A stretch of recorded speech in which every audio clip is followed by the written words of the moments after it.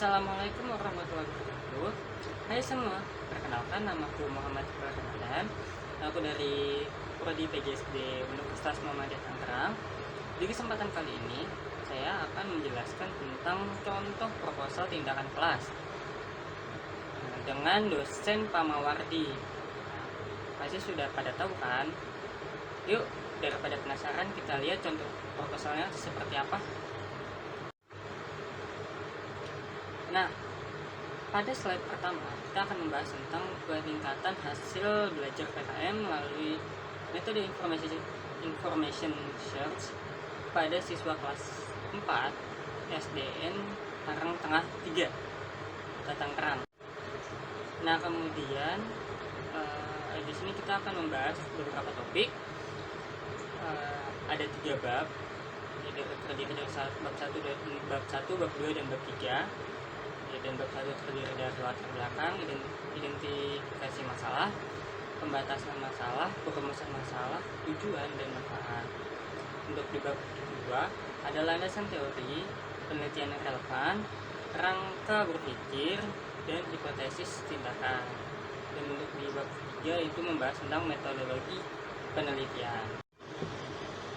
Nah, di slide selanjutnya, latar belakang. Kita akan membahas tentang latar belakang. Pendidikan merupakan hal penting yang perlu dilakukan oleh manusia untuk memahami dan membawa diri menjadi lebih baik.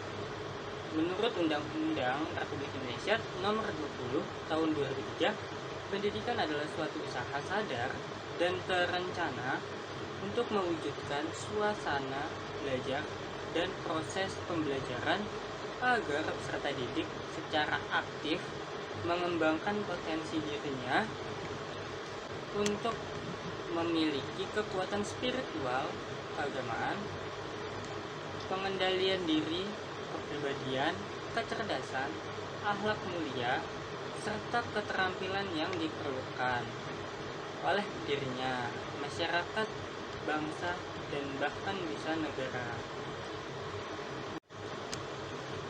Berdasarkan data yang tercantum pada daftar nilai siswa di tahun 2016-17 pada pelajaran PKN di SDN Karang Tengah 3 Kota Tangerang, siswa mampu menempuh pembelajaran hanya sampai 40% dari jumlah keseluruhan siswa, itu sebanyak 40 siswa.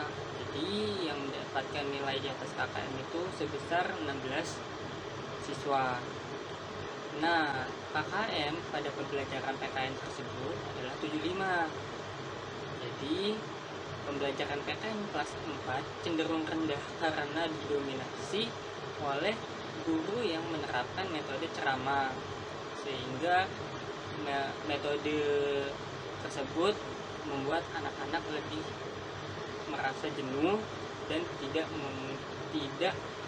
mudah memahami pembelajaran tersebut. Masih di bab 1, di sini saya akan menjelaskan tentang identifikasi masalah. Seperti yang sudah dikemukakan pada latar belakang, penelitian menemukan beberapa masalah. Yang pertama, pembelajaran masih berpusat pada guru, sehingga siswa masih menjadi pasif. Yang kedua, metode yang kurang variatif, kurang beragam.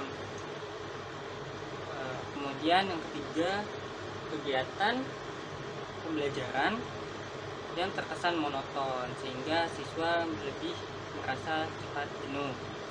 Yang keempat, pendayagunaan sumber belajar belum optimal. Yang kelima, rendahnya hasil belajar pada pembelajaran PKN, sehingga siswa sulit untuk mengejar tujuan dalam belajar. Bahkan mungkin kalau ada kompetisi pembelajaran pun akan tertinggal. Selanjutnya ada pembatasan masalah. Nah, peneliti membatasi masalah dalam penelitian tindak kelas sebagai berikut. Yang pertama, penerapan metode information Search pada mata pelajaran PKN materi globalisasi kelas 4. Nah, yang kedua, peningkatan hasil belajar PKN di kelas 4 melalui informasi search. Selanjutnya, perumusan masalah.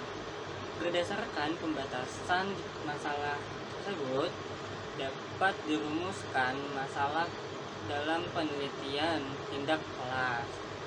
Yang pertama, bagaimana efektivitas penerapan metode information search pada mata pelajaran PKN tentang materi globalisasi.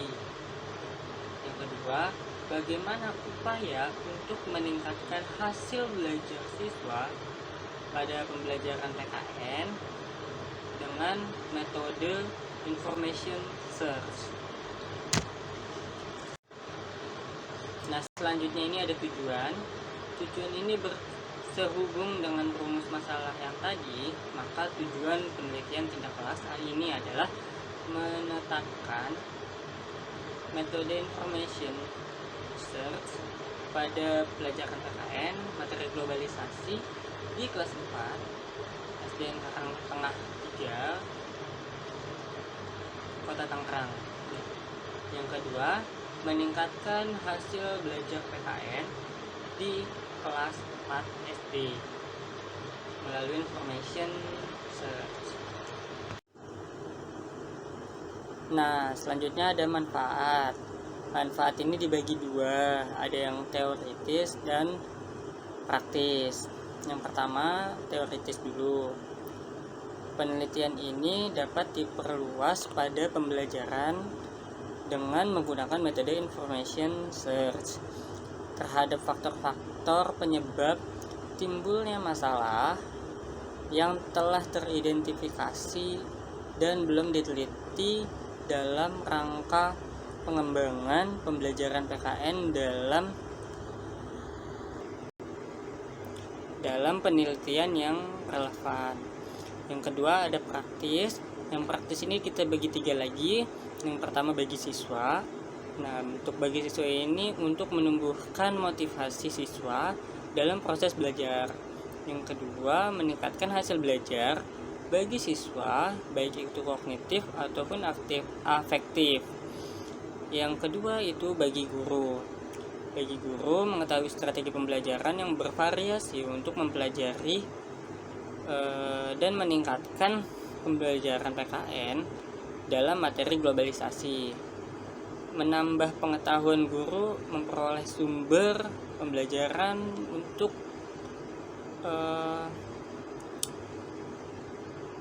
untuk menambah pengetahuan guru dalam memperoleh sumber informasi yang dicocokkan untuk pembelajaran PKN tersebut dengan materi globalisasi. Nah, yang ketiga, bagi sekolah. Kepala sekolah dapat membuat program pelatihan untuk guru-guru untuk meningkatkan kemampuan menggunakan metode pembelajaran dan tumbuhnya iklim pembelajaran siswa aktif di sekolah. Baik, selanjutnya ada landasan teori. Nah, di sini untuk landasan teori ada beberapa poin. Yang pertama ada tujuan hasil pembelajaran PKN yang terdiri dari hasil belajar, pendidikan kewarganegaraan dan globalisasi. Dan yang kedua ada metode pembelajaran information search. Nah, ini bagi dua lagi, ada yang secara umum dan secara information search. Yang ketiga ada karakteristik usia dini, usia sekolah dasar maksudnya. Nah, yang pertama saya akan membahas tentang tinjauan hasil belajar PKN terlebih dahulu. Nah, yang pertama adalah belajar. Belajar merupakan suatu kegiatan untuk memproses diri kita agar mengenal diri kita sejauh mana dan kemampuan kita seperti apa. Dan untuk lebih simpelnya, sebenarnya belajar ini tuh untuk melatih kemampuan kita dalam mengembangkan sesuatu hal. baik itu minat, bakat, dan lain-lain. Nah, kemudian untuk hasil belajar itu ibaratnya tuh seperti kita menunggu hasil rapot. Jadi hasil belajar itu pencapaian apa yang sudah kita terima selama kita belajar gitu. Nah, karena pasti belajar itu ada yang namanya ujian atau hal-hal yang lain lah pasti yang ada, dan hasil belajar itu feedbacknya kepada kita. Nah, kemudian ada pendidikan kewarganegaraan. Nah, pendidikan kewarganegaraan ini tuh merupakan sebuah pendidikan yang khusus untuk mengetahui tentang negara kita, baik itu dari jenjang SD sampai SMA gitu. Nah, selanjutnya ada globalisasi. Globalisasi ini dibagi dari dua kata. Yang pertama global dan sasi. Nah, global artinya itu dunia atau luas lah, dan sasi itu artinya banyak atau masyarakat ibaratnya itu. Jadi globalisasi itu kumpulan masyarakat di dunia yang bertekad untuk bekerja sama, kurang lebih lah seperti itu. Nah, kemudian ada metode pembelajaran information search. Nah, untuk yang secara umum metode pembelajarannya itu cara mengajar dari si guru tersebut. Bagaimana cara guru tersebut untuk untuk memberikan pembelajarannya kepada siswa agar siswanya tersebut memudahkan dia untuk memahami pembelajaran. Nah, yang kedua metode pembelajaran information search. Nah, untuk metode information search, nah ini tuh lebih ke siswanya. Kalau untuk metode pembelajaran itu dari gurunya, untuk yang metode information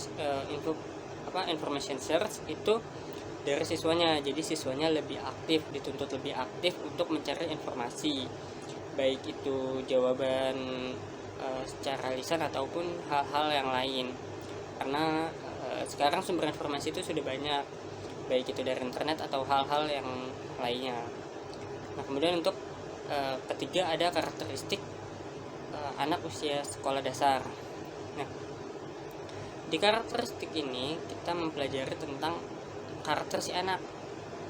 Jadi urusannya pasti adalah yang unsur bawaan, sifatnya begitu, karakternya begitu, dan pasti itu ada juga yang pengaruh dari sosial.